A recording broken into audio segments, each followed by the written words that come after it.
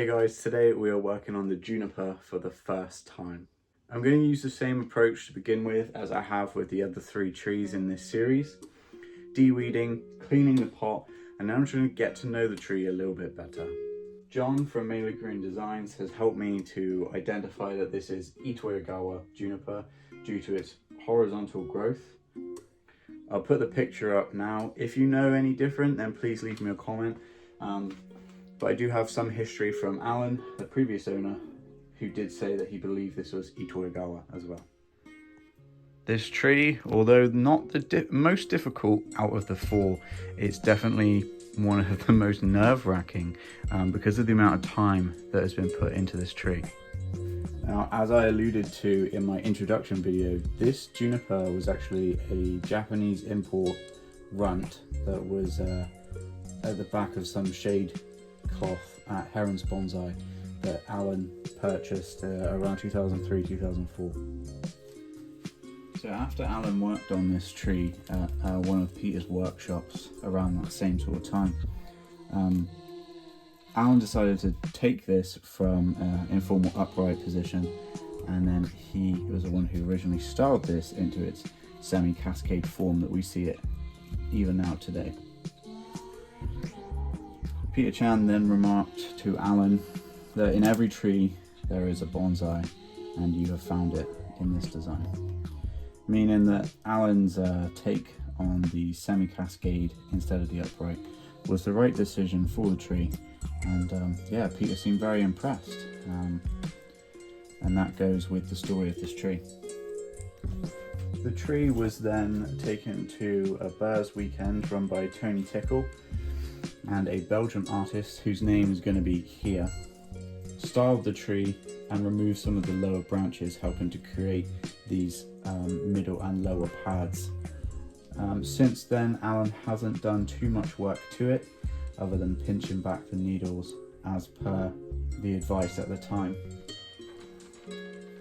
So that's the history of the tree, and the work that we're going to be doing now is I'm going to finally get to look inside and have a look at the real structure of this tree, trim back any leggy growth, and we are going to be making cuttings from this tree for future projects. And I very much doubt that we will, but if we find any branches that need to be taken out now, then I figured now is a good time to do it. These are my best scissors. And so here we're going to here's an example of a leggy, shaggy piece of growth. So I'm confident I'm going to take it all the way back in. That can become a little Itoigawa cutting.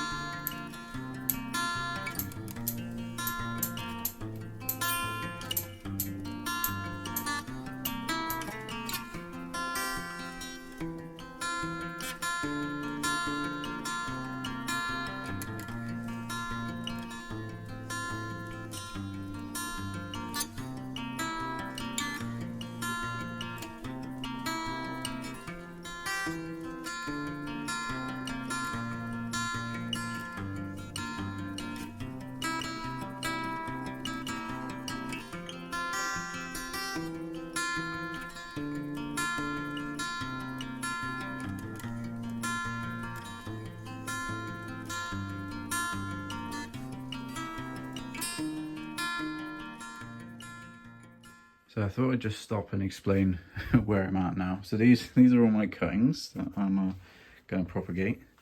This tree has a lot of shaggy growth, so it's going to be quite forgiving with regards to pruning. It's a tree that I really don't want to mess up. It's a lot of pressure. It's a lot of pressure, and I'm not used to it. But what I just started doing then, so I thought I'd stop the time lapse to talk to you, was I was just cleaning out the crotch growth basically. So anything that I instinctively thought, you know, that's overly weak, or, you know, it had the immature growth coming out of, you know, that's what I was doing. And as you can tell, I'm really not that confident with this. I think if it was my own tree that I'd had for years, I'd just be chopping away and doing my thing. But because this is Alan's tree, it's so special to me. you know, like I said, it is definitely going to be forgiving, and I can't really hurt it too much. I'm certainly not going to be doing any big chops. But yeah, I'm just cleaning out crotch growth basically, and trying to create a little bit more space in between the pads. That's what I'm doing. Okay, so I've brought you in. Let's do one together. I've not really touched this pad yet, other than trim back the shoots, which you saw me do earlier. So I don't want to do anything that I'm going to regret later. So I'm coming in and I'm just looking at obvious flaws, looking at branches where I'm going, where do these branches originate from, and do I think that I can use them? I know that I'm going to have to wire this tree, and that's very daunting, but it is a necessary evil. Just to get this tree back on track, really. Like that was quite a big, you know, bit of crotch growth that really distracts from the branch structure that's been set here. So, you know, Alan's worked on this for so many years, and the branch structure really tells. I think it just needs help to be tweaked in the right way. So it's not really a prune as such, it's more just a cleanup of dead stuff and obvious flaws that I don't want. Which obviously, no offense, Alan, there are none. But just crotch growth. I've got an example to show you as well of the different foliage types. So I am no master. I've made it clear that I'm nervous working on this tree. It's not something that I have loads of experience with. What I do know is that, you know, you have your Itoigawa, and then you have your immature stuff as well. This is a different type of growth. English. This is a different type of growth, but it's growing in the crotch anyway, so even if it was normal, you know, mature foliage, I'd be removing it, so I don't suppose it matters. But I just want to show you the two types there. This is what we want, this is not. So I'm starting to figure out this tree, I'm starting to understand, and I'm starting to see gaps, and I'm starting to just prune away, because I want to be able to see that internal structure, you know, being able to see into the tree. That's my goal now. I don't want to butcher it, and I don't want to, you know, upset the tree, but I'm looking to create space so that I can actually see inside. Okay, hopefully you can notice a difference. I certainly can. I mean, I can see into this structure an awful lot better. I think it's still a bit top heavy, but I'm going to wait until wiring to go any further. Look at all the cuttings I've got to do. I'm going to do those up now. Just so I don't leave out anyone who doesn't really know what I'm doing. I'm cloning this tree by cuttings, which means that I'm taking all this stuff I've pruned off, and I'm selecting a few nice little ones. Juniper does root easily from cuttings, and my method for this is, you don't have to have root powder, but I do, and it helps. Clean off the bottom with a sharp and clean razor of some kind.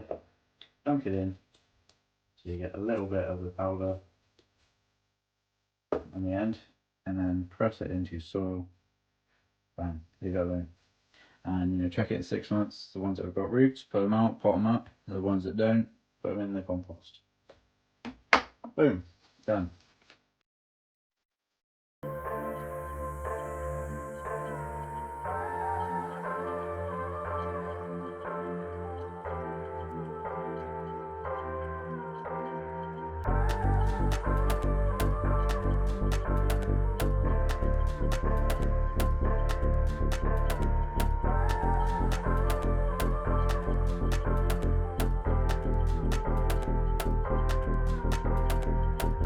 That's it for tonight. I think I know I need to get the wire out. Okay, so it's been about 2 or 3 months since that last clip. I'm still procrastinating on doing the wiring. But I finally found the motivation. It's the dead of winter, and to be honest, my main motivation is that this is the last of Alan's 4 trees that he gave me. So we got a full wiring coming up. But actually, after taking it to Plymouth Bonsai Club for a little bit of advice and to kind of explain the tree story, I did study it and realised that actually there's quite a lot of, it's wet at the moment, but I'm going to let it dry out for the next couple of days. And there's a few bits of deadwood and even this kind of shari line here that could do with some lime sulfur and just a bit of treatment. So we're going to do that as well. The other thing I want to mention is this. So I am going to wire the whole tree, but the final design, or the final image, might not actually take place until after the spring, once I don't plan on doing a full repot, but I can at least sort of wedge this up a little bit. So I just want to mention that quickly as well. So update, I found that there's actually this kind of rotten bit. I mean, I'll show you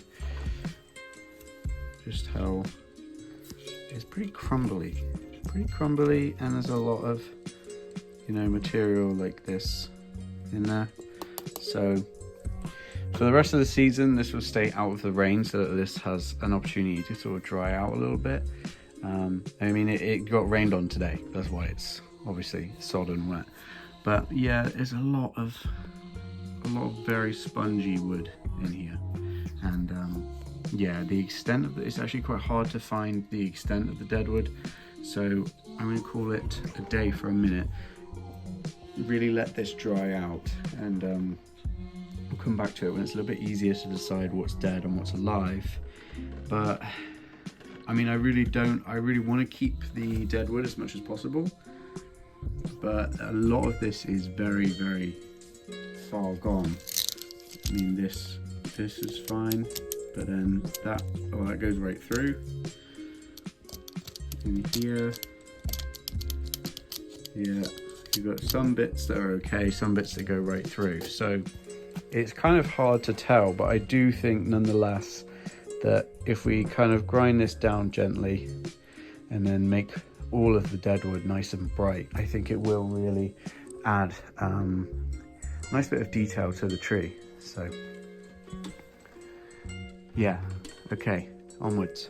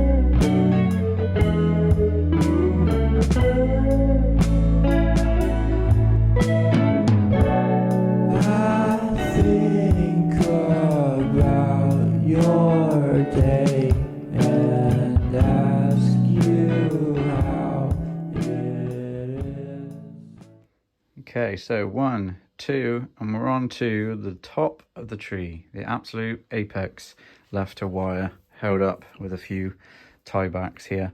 But I just wanted to show you a good example whilst we're here, because once I've cleaned this particular part of the tree I'm about to show you, it shouldn't get like this again. So let's have a look. Look at that.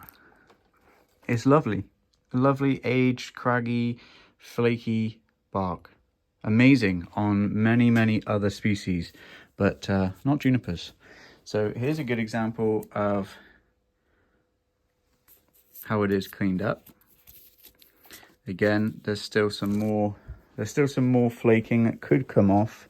And actually, I've seen that you can even use a really light sandpaper and then go over it with a camellia oil, I think, but I've not done it before, so I'll do some more research on that first.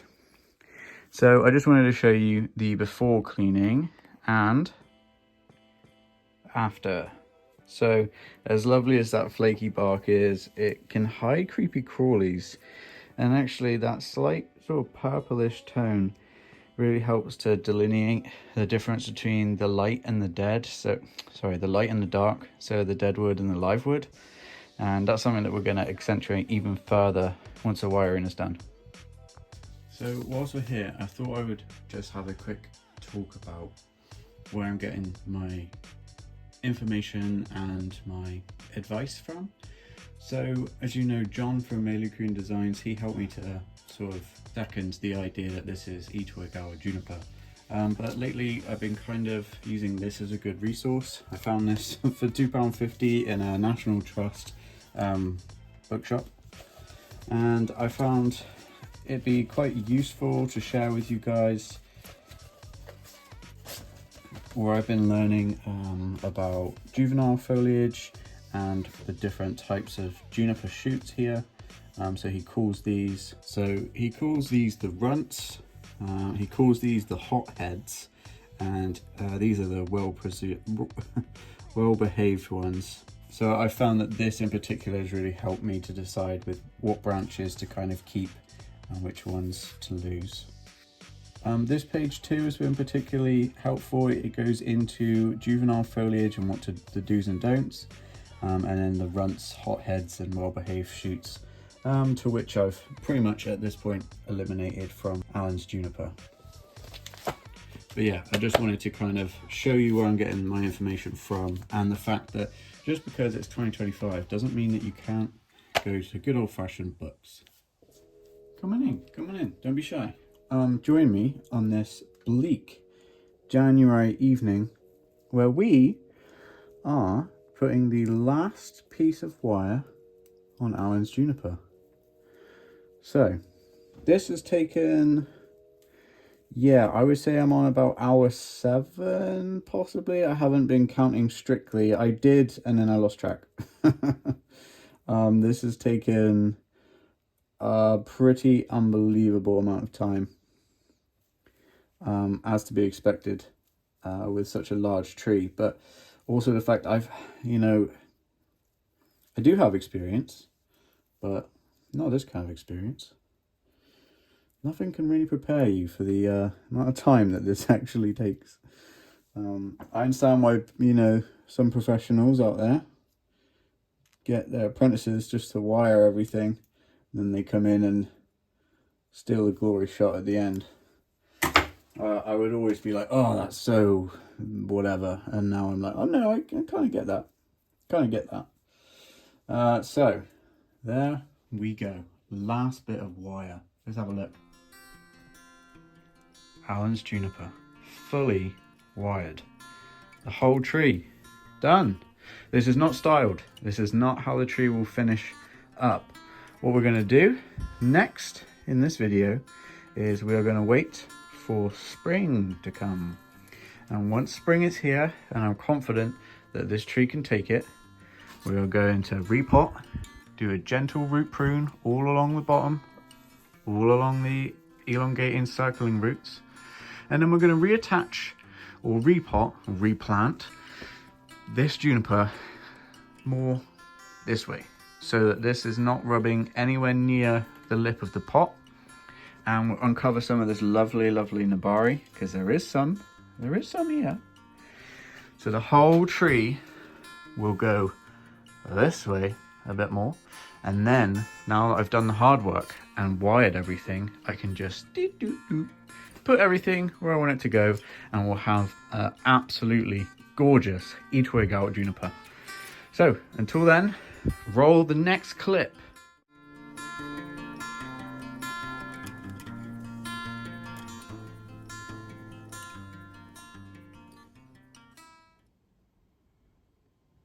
Bright green growing tips on the Itoigawa must mean it's early summer.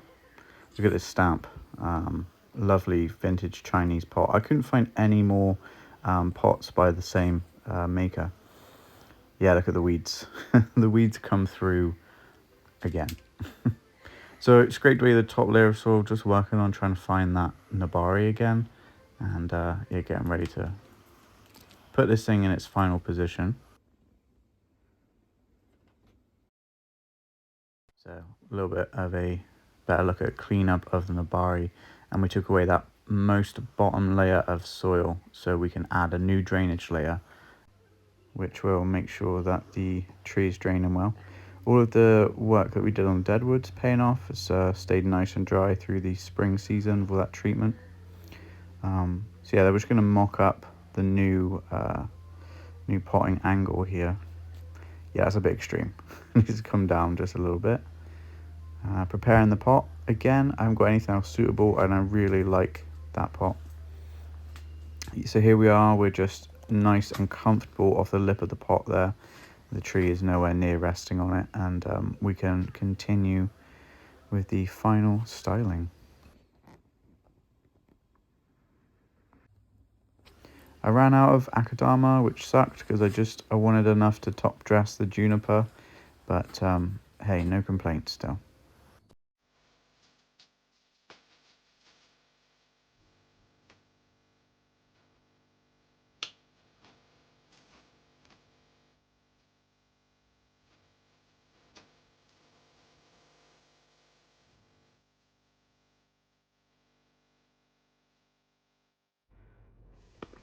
A very kind supporter of the channel gave me an entire bag of akadama, and just like that, we can now top dress the juniper, and it's looking very good.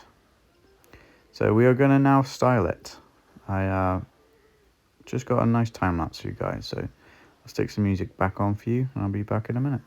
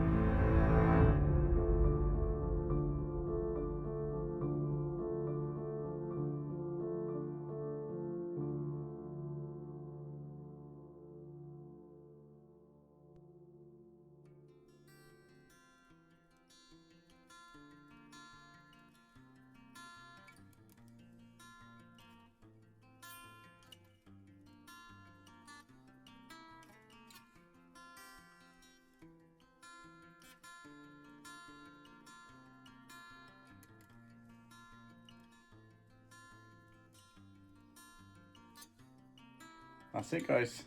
It's taken us 8 months to finish this video. If patience is not one of your attributes, then you'll struggle with bonsai. It's a hot, glorious, sunny June day. It's actually my birthday today.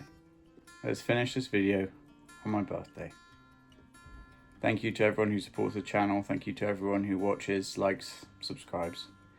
And before we wrap up the juniper video, there's one more wild tree I want to show you quick.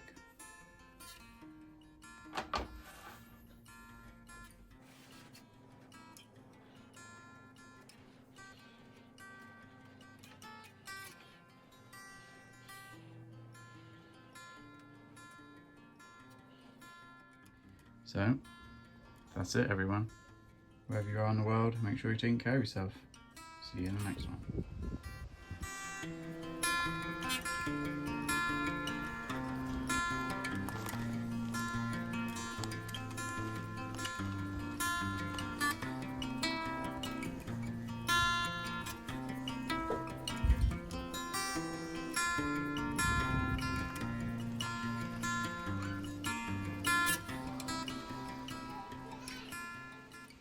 If you enjoy the videos and you'd like to support the channel, please consider following the links in the description. Here you'll find links to the Amazon wishlist. This is the best way to help the channel. Alternatively, you can buy these t-shirts. Please email or DM me to find out how you can get those. Lastly, the easiest way to help support the channel is drop a like on this video and please press the subscribe button. That would mean the world to me. Thank you so much.